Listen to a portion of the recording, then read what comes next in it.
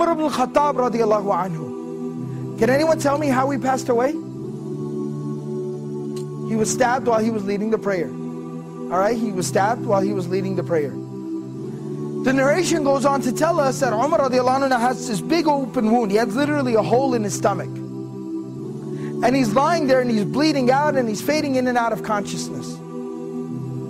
And then while he's in that state and in that condition, he hears the call, the adhan for prayer. And he starts getting up. Everyone around him is like, oh, wait a second, where do you think you're going? He says, I have to go pray the adhan. I have to go and pray, it's the adhan. And he said, you're dying. You have a hole in your stomach. What do you mean you're going to go pray?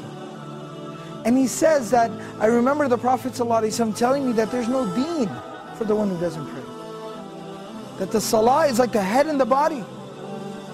I have to go and pray.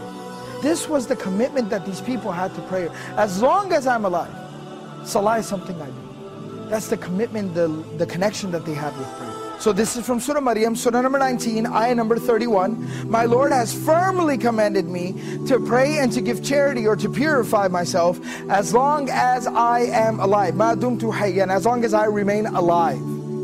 This is a statement of Isa alayhi salam. This is a very powerful reminder about our approach to prayer and how we approach prayer and how we perceive and think and how we implement prayer in our lives. You see, we're supposed to pray, it's saying, as long as I am alive. Till my last breath, I am committed to salah, to prayer. Now what does that exactly mean? It means no matter what comes up, prayer is something that I will hold on to till my last breath. I will concern myself with till death. And the Prophet ﷺ demonstrated this. He lived this. Now this isn't just theory, this isn't something just fancy to say. It's not just a fancy slogan. The Prophet ﷺ lived it. You know, about a week before the passing of the Prophet ﷺ, he fell very ill. He became ill.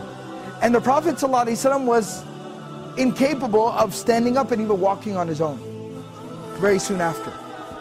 So the Prophet ﷺ, what he did, Prophet ﷺ would send for two Sahaba. They would come to his home and they would carry him. He'd put his arms around their shoulders and they would literally carry him to the prayer like this. But he'd still go for prayer in this condition. He'd still go to pray like this. Teaching us, prayer is something we do till our last breath.